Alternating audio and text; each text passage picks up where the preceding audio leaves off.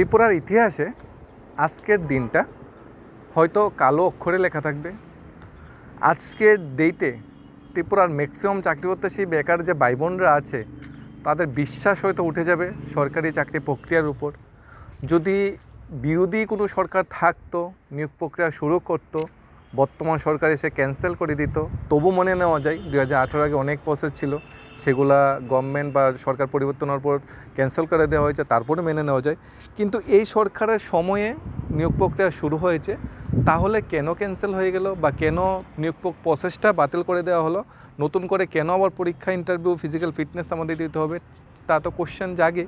তাহলে কি এই নিয়োগ প্রক্রিয়াতে কোনো কেলেঙ্কারি, কোনো দুর্নীতি কিছু কি আছে? অর্থাৎ বর্তমান সরকারের যে নিয়োগ প্রক্রিয়ার উপর বর্তমান সরকারের যে প্রতিনিধিরা আছে তারাই কোশ্চেন মার্ক করলো। এতে চাকরি প্রত্যাশী বেকার ভাই বোনদেরকে উদ্যোগ ছিল, তারা তো ভালোভাবে পড়াশোনা করেছে, পরীক্ষা দিয়েছে, তারা পরীক্ষার রেজাল্টের জন্য ওয়েট করছে, তারা বারবার মুখ্যমন্ত্রীর সাথে, ফায়ার সার্ভিস ডিপার্টমেন্টের সাথে কথা বলার জন্য প্রিপারেশন নিচ্ছে এবং কথা বলছে। কিন্তু তাদের হয়তো তারা মানে স্বপ্নও ভাবতে পারেনি যে আজকে সকালে বা আজকে এই সময়ে এই ধরনের নিউজটা তাদের হাতে যাবে, এই ধরনের নিউজ তারা পারবে। হ্যাঁ, কথাটা সত্যি, ত্রিপুরা ফায়ার সার্ভিস বা ত্রিপুরা যে ফায়ারম্যান এবং ড্রাইভার পদে নিয়োগের যে প্রক্রিয়াটা ছিল, যেটা এক্সাম হয়েছিল 8 জানুয়ারি 2023-এ, ডিপার্টমেন্টাল এক্সাম ছিল ফায়ার ইমার্জেন্সি দপ্তরের অধীনে, সেই এক্সামের যে প্রসেসটা সেটা ক্যান্সেল করে দেওয়া হলো। বলা হয়েছে নতুন করে এক্সাম নেওয়া হবে। কেন ক্যান্সেল করে দেওয়া হয়েছে? এখানে মেজর এরর পাওয়া গেছে, সাম এরর পাওয়া গেছে, ক্লিয়ারলি বলা হয়নি কী এরর পাওয়া গেছে। এক্সামে কোশ্চেন দেওয়া হয়েছিল, কোশ্চেন অনুযায়ী সবাই অ্যান্সার দিয়েছে, তাহলে এররটা কোথায় পাওয়া গেল? এক্সামে কোশ্চেনকে আগে ফার্স্ট হয়ে গিয়েছিল, নাকি বেকার চাকরি হতে সে ভাই বোনদের হয়রানি করে একটা সুযোগ, নাকি সেখানে অস্বচ্ছতা বা ভ্রষ্টাচার ধরা পড়েছে? কিছু একটা হয়েছে, সরকারের অধীনে কিছু একটা হয়েছে, নয়তো এই সরকারের চাকরির প্রক্রিয়ার উপর কেন কোশ্চেন মার্ক করবে? এখানে বলা হয়েছে ডিটেক্টেড বা এক্সপার্ট এভালুয়েটর।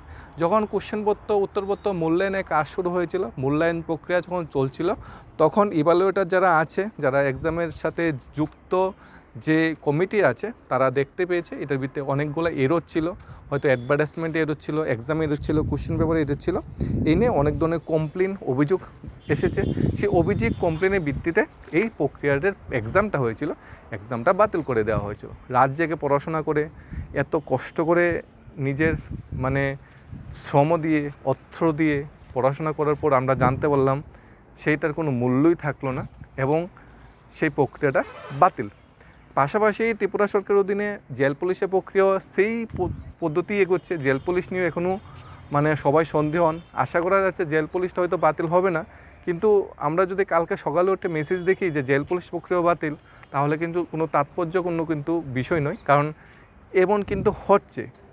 এই ধরনের চাকরি প্রসেস বিগত সময় আর বাতিল হয়েছে বলে আমাদের মনে হয় না, কারণ সরকার পরিবর্তন হলে অনেক কিছুই চেঞ্জ হয়, নিয়োগ প্রক্রিয়া চেঞ্জ হয়, বোর্ড চেঞ্জ হয়, বা যে নিয়োগ পদ্ধতি সেটা চেঞ্জ হয়, আর চেঞ্জ হয়। তার জন্য অনেকগুলো নিয়োগ প্রক্রিয়া 18 সালে গভর্নমেন্ট প্রতিষ্ঠিত হওয়ার পর টিপিএসসি নিয়োগ প্রক্রিয়া, কলেজের নিয়োগ প্রক্রিয়া, শিক্ষক পদে নিয়োগ প্রক্রিয়া, কনস্টেবল নিয়োগ প্রক্রিয়া, এমপিডব্লিউ নিয়োগ প্রক্রিয়া, অনেকগুলো নিয়োগ প্রক্রিয়া ছিল যেগুলো বাতিল করে দিয়েছে। সরকার বলেছে মৌখিক মাধ্যমে নিয়োগ হবে না, আমরা স্বচ্ছতা মেনটেন করে রিটেন নেব, রিটেনের মাধ্যমে নিয়োগ হবো।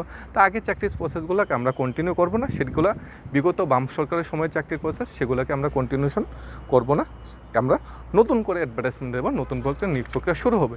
সেই তাগিদে প্রক্রিয়াগুলো ক্যান্সেল করে দিয়েছে, সবাই মেনেও নিয়েছে এবং সবার কাছে এটা অ্যাকসেপ্টেবল, কারণ গভর্নমেন্ট পরিবর্তন হওয়ার ফলে এরকম হয়, হয়তো এই গভর্নমেন্ট চেঞ্জ হলো, যখন নতুন আরেক গভর্নমেন্ট আসবে তারা হয়তো সেই পথেই হাঁটবে।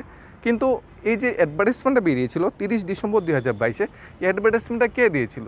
বর্তমান সরকার দিয়েছিল, দপ্তরের মন্ত্রী দিয়েছিল, আধিকারিকরা দিয়েছিল। তাহলে এই অ্যাডভার্টাইজমেন্টটা পাবলিশ যারা করেছে তারাই ক্যান্সেল করেছে। তাহলে যারা পাবলিশ করেছে, যারা এই অ্যাডভার্টাইজমেন্টের সাথে যুক্ত ছিল, যারা এই দপ্তরের এই নিয়োগ প্রক্রিয়ার সাথে যুক্ত ছিল, তারাই কোনো একটা গলত করেছে, তারাই কোনো একটা ভুল করেছে।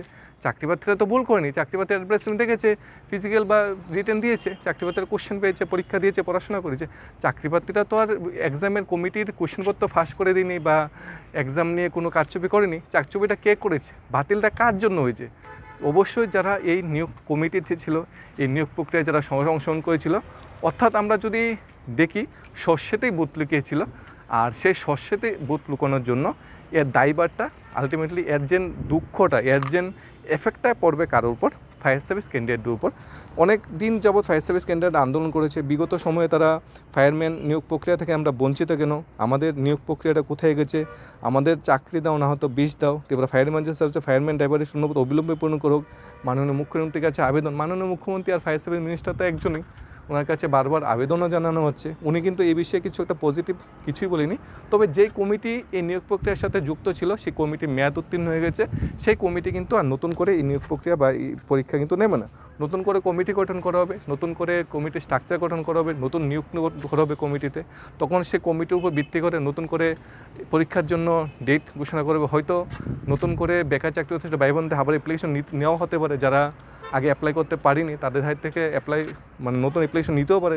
যেমন স্পেশাল এক্সিকিউটিভের ক্ষেত্রে দেখেছি, যারা 2022 অ্যাপ্লাই করতে পারেনি তারা 23 অ্যাপ্লাই করেছে। এরকম যারা 2022 ফায়ার সার্ভিস অ্যাপ্লাই করতে পারেনি তারা হয়তো 2025 আরেকটা সুযোগ দেওয়া হবে।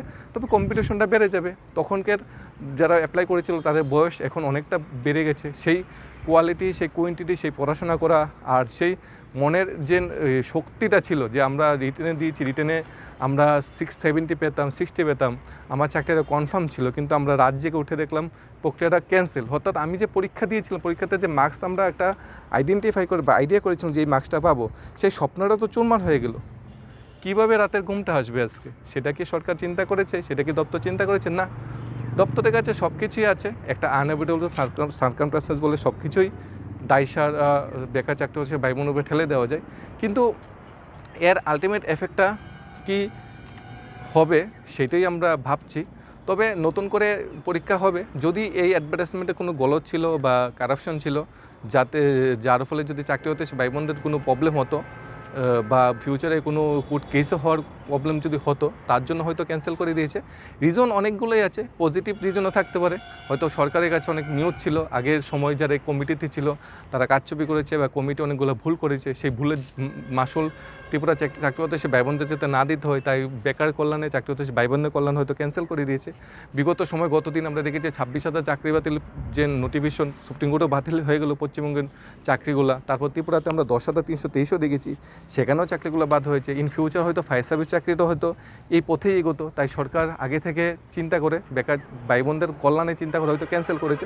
দুটোই হতে পারে, কিন্তু আলটিমেট এফেক্টটা বা তার জন্য যে ফার্স্টেশনে বুক করতে হবে, তার জন্য বর্তমান সময়ে সবচেয়ে যে কঠিন সময়টা লড়াই করতে হবে, সেটা করতে হবে চাকরি হতে সে ভাই বোনদের। এখন জেল পুলিশ চাকরি হতে সে ভাই বোনরাও কিন্তু মনে মনে একটু টেনশনে আছে, আমাদের ভাগ্যে কী হবে, আমাদের নিয়োগ প্রক্রিয়াটাও সেম ছিল, আমাদেরও তো ফিজিক্যাল দিয়ে বসে আছি, আমাদের কি হবে সেই বিষয়ে কিন্তু তারাও অনেকটা কিন্তু মানে টেনশনে আছে। তবে 5 তারিখ বা 6 তারিখের দিকে হয়তো জেল পুলিশ চাকরিতে একটা ডেপুটেশন দেবে জানার জন্য জেল পুলিশ দপ্তরে যে আমাদের নিয়োগ প্রক্রিয়া কী হবে। তখন হয়তো একটা পজিটিভ নিউজ আসবে বা তখন হয়তো একটা পজিটিভ রেসপন্স পাওয়া যাবে দপ্তর থেকে। কিন্তু জেল পুলিশ আর ফায়ার সার্ভিস দপ্তর দুইটাই আলাদা, দুইটা পুরোপুরি আলাদা। ফায়ার সার্ভিস বাদ হয়েছে বলে জেল পুলিশ বাদ হবে এটা আমরা বলছি না বা এবং হওয়ার সম্ভাবনাও নেই। তবে আমাদের এখন আর কী করা আছে, নতুন করে ভালোভাবে পড়াশোনা করতে হবে এবং মানে সবসময় দেখতে হবে অ্যাডভার্টাইজমেন্টগুলো বা ওই অফিসিয়াল ওয়েবসাইটগুলো মানে টাইম টু টাইম ভিজিট করতে হবে যে কবে আবার নতুন করে পরীক্ষার ডেট দেয়। হয়তো এর মধ্যে পরীক্ষার ডেট দেবে, প্রাথমিকভাবে তো কমিটি গঠন করা হবে, কমিটি গঠন করে কমিটি কোশ্চেনপত্র মূল্যায়ন করবে, কোশ্চেনপত্র মূল্যায়ন করে পরীক্ষার ডেট দেবে, তখন তো আমরা পরীক্ষা দেবে। কিছু আর করার নেই। এই যে চাকরি প্রসেসটা ক্যান্সেল হয়ে গেছে, তোমরা হাইকোর্টে কেস করলেও কোনো লাভ হবে না, আর সরকারের বিরুদ্ধে আন্দোলন করেও কোনো লাভ হবে না। অ্যাডভার্টাইজমেন্ট যে কোনো টাইমে ক্যান্সেল করে, যখন অ্যাডভার্টাইজমেন্ট একটা বেরোয় তখন এখানে ক্লিয়ারলি লেখা থাকে যে কোনো টাইম চাকরি নিয়োগ করে যে কোনো টাইমে চাকরি প্রক্রিয়া বাতিল করতে পারে যদি দপ্তর বা সরকার চাই। এতে কোনো কোর্ট কেস বা কোনো আন্দোলন করে কোনো লাভ হবে না। এখন নিজেদের পড়াশোনা একটু বাড়াতে হবে। হয়তো নতুনভাবে পরীক্ষার ডেট যখন দেবে তখন যারা মানে কোয়ালিফাই করেছিলে, মানে নাম্বার দেখে যারা বুঝেছিলে যে আমি কোয়ালিফাই করে নেব, আমি চাকরিটা পেয়ে যাবো, তোমাদের কিন্তু পরিশ্রমটা আরও 3 গুণ করতে হবে। কারণ সবার কাছে কিন্তু সুবর্ণ সুযোগ। আর যারা আগেরবার পরীক্ষাতে বেশি একটা ভালো রেজাল্ট করতে পারেনি, যাদের আশা বেশি একটা ভালো না, যারা নাম্বার কম এসেছে, তোমরা একটা ক্যালকুলেশন করে দেখেছো ওয়েমার্কশিট বাড়িতে নিজে ক্যালকুলেশন করে, তোমাদের জন্য সুবর্ণ একটা সুযোগ সরকার এনে দিল। তোমরা আরেকটু ভালোভাবে পড়াশোনা করো, এবার মেরিট লিস্টে চলে আসতে পারো। তবে কঠিন সময় সবার জীবনেই আসে, এটা একটা কঠিন দিন। এই দিনটাও যাবে, আজকে যাবে, কালকে এই দিনটাও শেষ হবে, এই স্মৃতিটাও একদিন মানে স্মৃতিতে থেকে যাবে। তবে তোমার পরিশ্রমটা চালিয়ে যাও। আশা করছি ফিউচারে তোমাদের মুখে হাসি ফুটবে, এই দুঃখের দিনটাও তোমরা ভুলতে পারবে এবং তোমাদের জীবনে একটা সুখের দিন আসবে। ধন্যবাদ সবাইকে। Studies of Tripura YouTube channel.